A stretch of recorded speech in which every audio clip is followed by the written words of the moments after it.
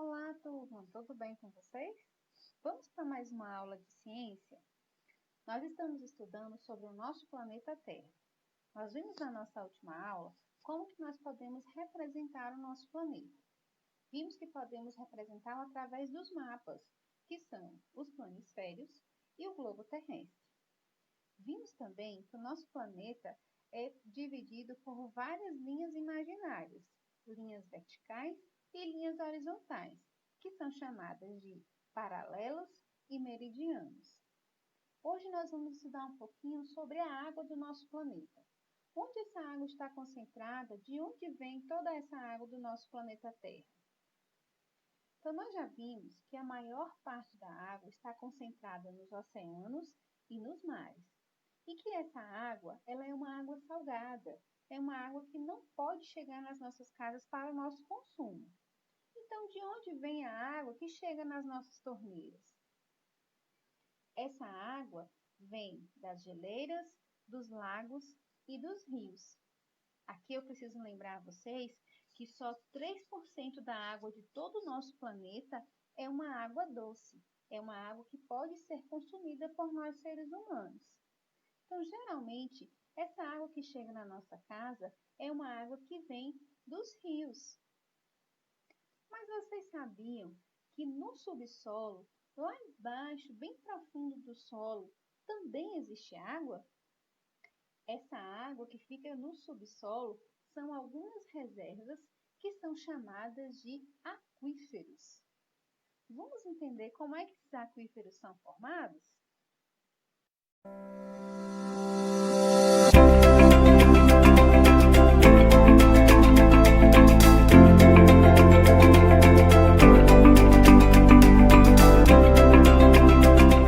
Você sabe o que é um aquífero? É uma reserva de água embaixo do solo, abastecida pela chuva e funciona como uma espécie de caixa d'água que alimenta os rios. No período de chuvas, a água escoa pela terra e se deposita nesses reservatórios. Depois, eles liberam a água que vai abastecer os rios, principalmente na época da seca. Os aquíferos contribuem para que boa parte dos rios brasileiros sejam perenes, ou seja, não sequem no período da estiagem. Eles são classificados de acordo com o tipo de porosidade e a pressão a qual estão submetidos. Os aquíferos livres alimentam diretamente os rios e são mais sensíveis à poluição, enquanto os confinados estão mais protegidos. Mas nesse último caso, a circulação da água é muito lenta e as reservas podem levar milhares de anos para serem repostas. Por isso é tão importante a gestão consciente do uso e ocupação do solo nos espaços urbanos e rurais. Muitas construções, pavimentações de terrenos e práticas agrícolas inadequadas reduzem a absorção da água que abastece os aquíferos. Outra preocupação é com a poluição. Como as águas dos aquíferos escoam mais lentamente que as dos rios, elas são também bem mais difíceis de serem despoluídas. Em muitas regiões do Brasil, é dos aquíferos que é retirada a água para abastecimento. Por isso, é fundamental gerenciar o volume de água que pode ser utilizada. Somente o órgão gestor de recursos hídricos do seu estado pode dar autorização para construir poços e a outorga para fazer uso da água. Alguns dos maiores aquíferos do mundo estão no Brasil, como o Guarani e o Amazonas. O trabalho da Agência Nacional de Águas em relação às águas subterrâneas é elaborar estudos dos aquíferos, fornecendo dados e informações para a gestão integrada e sustentável dos recursos hídricos. Quanto mais proteção para os aquíferos, maior segurança para as nossas reservas hídricas. Acesse o site da ANA e saiba mais.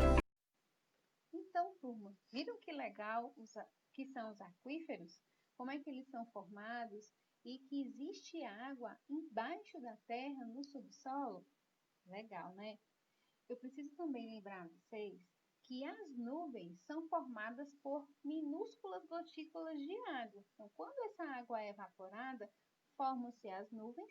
Essa nuvem, ela descarrega em forma de água, ou seja, em forma de chuva, e essa água da chuva também é uma água doce, que pode ser consumida pelos seres humanos. Mas eu disse a vocês que geralmente a água que chega na nossa casa vem dos rios. Só, turminha, que a gente não pode beber essa água direto do rio. Embora essa água do rio ela esteja com uma aparência limpa, ela tem algumas partículas minúsculas de impurezas, ou seja, de sujeira. Então, se a gente tomar diretamente essa água que vem do rio, a gente pode ter algum problema de saúde. Então, a água boa para consumo, ela precisa ser uma água potável, ou seja, aquela água que não tem cor, que ela é incolor. Aquela água que não tem cheiro, ou seja, ela é inodora. E aquela água que não tem sabor, ou seja, ela é insípida. Então, se você observar em casa, essa água que você consome, ela não tem cor, ela não tem cheiro e ela não tem sabor. Então, é a água precisa, é a água aconselhável para o nosso consumo. Mas onde é que essa água é tratada? Então, toda cidade, ela tem uma estação de tratamento. Aqui na nossa cidade, a estação de tratamento é a Embasa. Então, a água passa por todo esse processo aqui que está na imagem, ó. Essa água bruta é a água que vem dos rios. Então, ela sai dos rios, passa pelo processo de coagulação e floculação, vem para a decantação, depois a filtração, a cloração e fluoretação. Depois que ela passa por todo esse processo, ela é colocada em um reservatório. E a partir desse reservatório é que ela é enviada para as casas. Vamos entender melhor como é que funciona esse tratamento de água? Vem comigo! Apresentamos a seguir a jornada de algo essencial para a sua vida. A água. Mas não é uma água qualquer. Estamos falando de algo muito mais sofisticado. A água que chega até você após todo o processo de captação, tratamento e entrega. Processo fundamental para a saúde de toda a população. Uma água de qualidade, aprovada para o consumo humano. A água que você recebe em casa 24 horas por dia por intermédio da Casan, que também é responsável pelos serviços de coleta e tratamento de esgotos sanitários. Como você já percebeu, não estamos falando de uma água qualquer. Estamos falando sobre a água tratada. Para a Casan, tudo começa em um manancial como este. Mananciais são fontes de captação e podem se apresentar de diversas formas. Superficiais, como este rio, ou um lago, ou ainda uma nascente. E subterrâneos, como os poços. É a qualidade da água bruta, da maneira como é encontrada na natureza, que vai determinar o tipo de tratamento a ser realizado. Por isso, é fundamental a preservação do meio ambiente, evitando que a poluição tome conta da fonte de água que abastece toda uma população. A questão do equilíbrio ambiental passa também pelo seu bolso. Quanto mais suja a água estiver no manancial, mais trabalho e custo a Casan terá para tratá-la. A cada dia cresce a preocupação mundial com a mata ciliar, os mananciais e, claro, a água. Quando a água está muito suja, ela precisa passar pelo tratamento de água chamado convencional ou completo. Vamos usá-lo aqui para demonstrar todas as fases do processo. Captação. A água é captada por meio de adutoras e é levada até a estação de tratamento de água. Lá, ela vai passar por 6 fases distintas, começando pela coagulação. O tratamento tem início com a adição de um agente químico coagulante na água, fazendo com que as partículas de sujeira fiquem aglutinadas. Na floculação, a água segue para os tanques onde será agitada. Os coágulos, que têm a capacidade de atrair impurezas da água, transformam-se em flocos. A decantação vem em seguida, quando a água segue para tanques decantadores. Os flocos, por serem mais pesados que a água, depositam-se no fundo, enquanto a água é recolhida na superfície. Com a filtração, a água passa por filtros compostos por camadas de carvão mineral, areia e cascalho de várias espessuras, para a retirada do restante das impurezas. Na desinfecção, é adicionado cloro à água já limpa, eliminando micro-organismos nocivos à saúde. finalmente chega a fluoretação. O flúor é aplicado na água para atuar na prevenção das cáries nas crianças. Antes de sair da estação de tratamento, a água é analisada em laboratório. É aí que os técnicos podem apontar e providenciar possíveis correções no tratamento.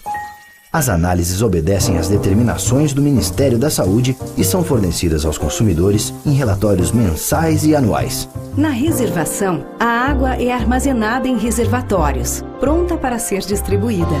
Enfim, por intermédio da rede de distribuição, a água é levada até as residências, indústrias, hospitais. Mas atenção! A água recebida só vai continuar com a qualidade gerada pela Casan se as caixas de água ou cisternas forem limpas periodicamente, a cada 6 meses. Essa limpeza garante que a água tratada pela Casan continue potável. Lembre-se, a água é o bem mais abundante no nosso planeta, responsável pelo aparecimento e a manutenção da vida na forma que conhecemos. Mas somente 3% da água do planeta é doce, sendo que 2% é de difícil acesso para consumo, pois estão em geleiras. Sobra menos de 1% de toda a água do nosso planeta para a captação e aplicação de um tratamento como o que acabamos de ver. Então, turminha, para finalizar a nossa aula, eu trago para vocês um videozinho da turma do tio Marcelo. Uma musiquinha chamada Olha a Água.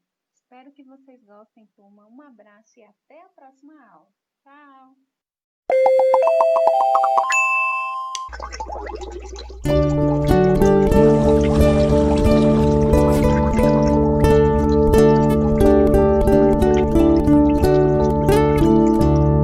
Olha a água pra matar a nossa sede, pra molhar a nossa casa, pra regar as nossas plantas, pra chover de madrugada. Se é pouco é uma gota, é um pingo, uma lágrima. Se é muito vira rio, cachoeira, vira lago, vira mar. Água que a gente tem que economizar. Olha a água, pode ser um oceano, pode ser um mar inteiro, pode ser aquele banho que eu tomo no chuveiro. Quando chove vira nuvem e despenca lá do céu. Quando cai no chão é água pra beber, pra tomar banho, pra lavar. Água que a gente tem que economizar, porque senão um dia ela acaba. E então o que a gente vai fazer se não tem água? Porque senão um dia a fonte seca. E o que vai ser então da nossa vida aqui na terra? Porque senão um dia ela acaba. E então o que a gente vai fazer se não tem água? Porque senão um dia a fonte seca. E o que vai ser então da nossa vida aqui no planeta Terra?